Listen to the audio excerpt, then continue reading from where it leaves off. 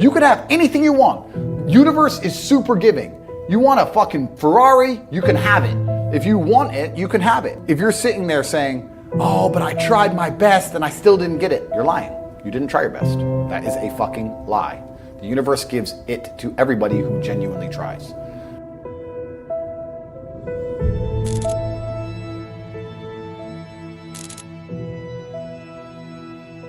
I want you to get pen and paper and write down everything you want to achieve in the next 4 years, the children you want to have, the car you want to drive, the money you want to make. I guarantee you, every single thing you write down on that piece of paper is going to come true. Because when you've come from the absolute bottom to the absolute top, and you've done it all off of your own back, and hard work and dedication, and never missing a day, the only shortcut to life is to never miss a day. One, because of compounding interest, and two, because sometimes you get lucky. And you'll never miss a lucky day if you try every day. If you don't try every day, you might miss your lucky day. And that's what people don't understand. If you never miss a day and you never don't try and you're always on time, was I late today? No, on time, and you try and improve every aspect of your life, and you're a professional, and you try and make sure that you analyze your decisions, you give yourself feedback, you don't make mistakes, you're not lazy. If you try and you make it to the top, you end up elitist, because you look at the people down below and you're like, well, why didn't you try? I did. Oh, I did too. No, you didn't. That's a lie. Most of these children today are so messed up from TikTok, they can't even focus on one page of a book, any book, because all they do is scroll. Have you ever seen someone on TikTok, how fast they change video? Yeah. Their minds are gone. You can't even sit them down and teach them anything. That's a mental trick. You have to rewire your brain. And the reason your brain needs to be rewired is because anyone who is watching this stream below the age of 30, your brain is already broken. Watch your friends when they're on TikTok. How long can they even focus on a video before they have to change? Half a second, maybe. All of your minds are broken. You can't even focus on anything anymore. Right. You are constantly distracted to the point where you can't even appreciate the good things in your life. You're distracted. Your minds are broken. You need to rewire your mind and resist the slave programming. If you cannot control your own mind, then you go through life with zero control, zero influence. You can't control anything. You're just a feather in the wind, waiting for life to blow you from happy place to sad place to happy place to sad place, completely hoping on the gods to be fortunate to you, because if any genuine discomfort comes your way, you're fucked. Truthfully, a man, I believe, is being able to do the things that are hard or do things you don't want to do because you're supposed to do them. I think that's what a man's always been. A man is supposed to be strong. He needs to be strong, so he has to become strong. That's his job. A man is supposed to be brave. It's not that you can't feel fear, it's that you have to be brave. Oh, an attacker's here. I'm afraid, but I'm a man, so I will go and engage the attacker. It is my job. I say that life as a man is exceptionally difficult. I say the most beautiful and the most terrifying thing about being a man is you're born without value. Society doesn't care about you. You're only going to be cared about based on how useful you are. You have the chance to build yourself up and become a superhero if you're prepared to do the hard work and be indefatigable enough to never quit. But if you're going to stand around and wait for a handout, nobody's going to ever respect you. And I think that a lot of people have forgotten about how difficult and how competitive it is as a man. We're always in constant competition with each other. And it's your duty as a man to stand up and say, I want to be as important and strong and good-hearted and God-fearing as possible. And I need to work hard to achieve those things. I can't stop myself working as a person who doesn't need money. And then there's people with no money who don't work. It blows my mind. Which is why the winners are winners and the losers are losers. Losers do a little bit of work and rest. Winners work as hard as possible and worry they're not working hard enough. It's just a separation of personality types. And it's almost like you can't save these people.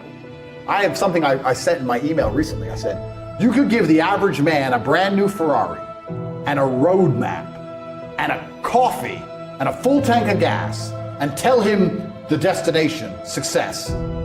And halfway along the drive, he'll quit because it's too far. No matter how well you set it up for people, they'll quit. You may have accepted the matrix telling you that you now have an excuse to fail, as opposed to using it to grow. But every single man of value went through trauma, and they went through pain. It's going to be painful to get strong, painful to get rich, painful to become important, It's going to be painful to become good with women. Your heart's going to get broken a bunch of times. You have to be prepared for the pain. If you're not ready for pain, you're never going to be anything that matters. So Justin just absolutely and utterly nailed it. My kickboxing coach used to say to me, I used to come in the gym, say, what do you hate the most? And I say, I hate running. I say, okay, you're going running.